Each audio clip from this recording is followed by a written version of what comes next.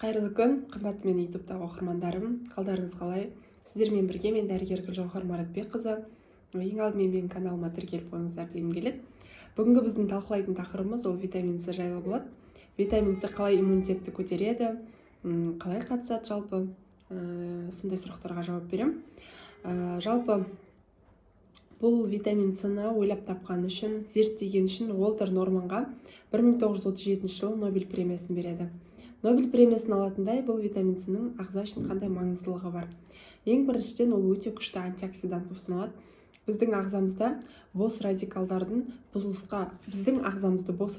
бұзылысқа ұшыратпас үшін осы витамин С қажет. Екіншіден, ерте қартаймас үшін коллаген қажет, біздің бетімізге. Коллаген ол беттегі әжімдердің түсіруін алдын алып отыратын арнайы организмде өндірілетін биолог болады.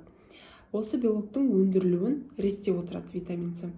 Сондықтан да кім қартайғысы келмейді, қартаюдың алдын алғысы келеді, витамин С-ны жеткілікті дәрежеде қабылдап отыру керек. Келесі ол витамин С кім жүкті әйелдер болатын болса, сонымен қатар жүктілікті жоспарлап жүргендер болса, оларға витамин С міндетті түрде қажет. Неге?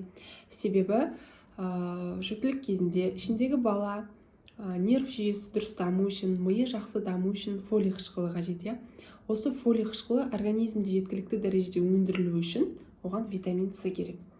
Одан кейін кімдерде анемия бар? Олар темір препаратын қабылдап жүрсе, немесе ішек арқылы темірдің сіңімділігін арттырғысы келсе, олардың қасына витамин С қажет. Витамин С-ны қабылдайтын болса, ішек арқылы темір жақсы сіңеді деген сөз. Келесі витамин С-ның мынадай рөлі бар, ол тістің қанағыштығын, деснаның, одан кейін аузы уылып кететіндер болса, бұл шырыштық қабаттың беріктілігін көрсетеді. Демек, егер де витамин С жеткілікті болатын болса, ауыз қуысында ондай бұзылыстар бола бермейді деген сөз. Темекі тартатын адамдарда біз айтамыз, иммунитеті нашар болады дейміз, төмен, жиі ауырады олар, көбіне тыныс жолдарының ауруымен ауырады. Соның бір себебі осы витамин С-ның жеткіліксіздігі. Неліктен? Бір темекінің тартқаннан организмге түскен никотинді шығару үшін 25 мг витамин С жұмсалады. Ал біздің ағзамызға кем дегенде бір күнде 100-120 мг витамин С қажет. Сонымен қатар грипп, тұмау, простудалардың алдын алу үшін қалай әсер етеді? Біздің ағзамызда табиғи жолмен өндірілетін инфекцияға қарсы катехоламиндер, сонымен қатар стероидтік гормондар бар. Егер де осы витамин С-ны қабылдайтын болса, онда катехоламиндер мен стероидтік гормондардың өндірілуі артады. Соответственно, біздің иммунитетімізді соған сәйкес жоғарылайды деген сөз. Енді жүрек қан тамыр жүйесімен ауыратын науқастар бар. Олардың тамырларының өткізгіштігі жоғары болады. Сондықтан да оларда жиі ісіну болады.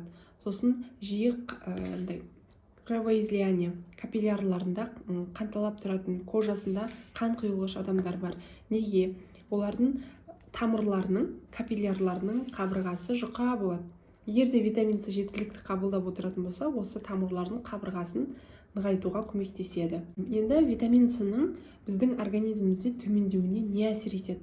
Ол стрессті жағдайлар біріншіден. Екіншіден, егер де жүктіліктен қорғанатын контрацептивті дәрілерді қабылдайтын болса, тоже витамин С төмендейді. Үшіншіден, әлсіз болатын болса, жиі ауыра беретін болса, гриппен, тұмаумен, сосын қан кетулер болатын болса, витамин С төмендейді. Жалпы көптеген витаминдер бар біздің ағзамызда. Оларды екі топқа бөлеміз. Біреуі біздің ағзамыз өзі өндіре алады. Екіншісі біз міндетті түрде тамақ жеп, күнделікті ағзаға түсіріп отыруымыз керек витаминдер тобы бар. Міне витамин С ол осындай витаминдердің тобын ашады. То есть, егер біз қабылдамай қойсақ витамин С-ны, онда обязательно недостаток болады. Себебі организмде ол өндірілмейді. Сондықтан тамақпен күнде жеп отыруымыз керек. Енді витамин С ішейін ба, не қабылдайсыз, қандай рекомендовать етесіз деп менен сұрап жатады. Мен өзім американдық Forever компаниясының витамин С-сын ішемін. Және балаларыма да беріп отырам. Неліктен? Себебі бұл вообще аналогы жоқ. Компания өзі осы витамин С-ны шығару жолын ойлап тапқан, және ол әдісті патенттеп алған. басқа мемлекеттер, басқа компаниялар бұл әдіспен шығара алмайды.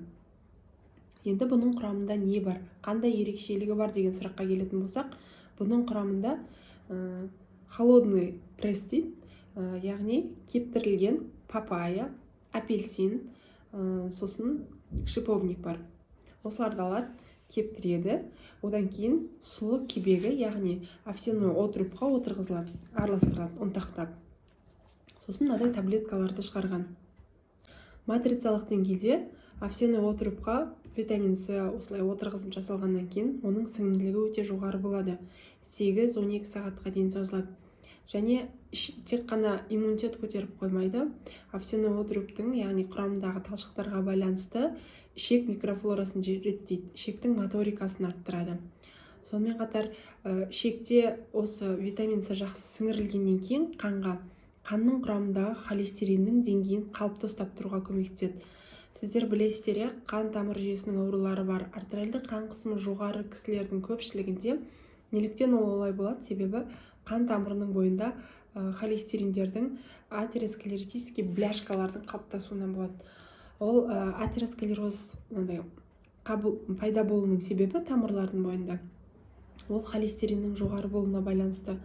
Холестерин төмендету үшін осы витамин С-ны қабылдап отыру керек. Осы витамин С-ның сіңімділігін арттыру үшін құрамына рутин және миод қосқан. Рутин ол да витаминдердің тобы, биофлавоноидтар болып саналады. Ол тамырлардың қабырғасының беріктілігін арттырады. Нәтижесінде қан құйылулар болмайды, ісінулердің алдын алады. Құрамында арнайы бояғыштар, консерванттар, сонымен қатар қант жоқ болғандықтан мен осы витамин С түрін таңдадым. Ең бастысы, қандай витамин С-ның түрін ішсеңіз де организмге күнделікті қабылдап отыру керегін ұмытпаңыз. Себебі біздің организмімізде ол өздігінен өндірілмейді. Сондықтан да жеміс-жидек түрінде күнделікті алма, өрік, жүзім және басқа да түрлі көкөністерді, жемістерді жеткілікті дәрежеде жеп отырғанда ғана адамдардың иммунитеті нығая түседі. Витамин С жайлы ақпараттар тобы осы. Егер де қандай да бір сұрақтарыңыз болса, төменге комментарийге қалдырыңыз, мен сізге жауап беретін боламын. Сау болыңыздар.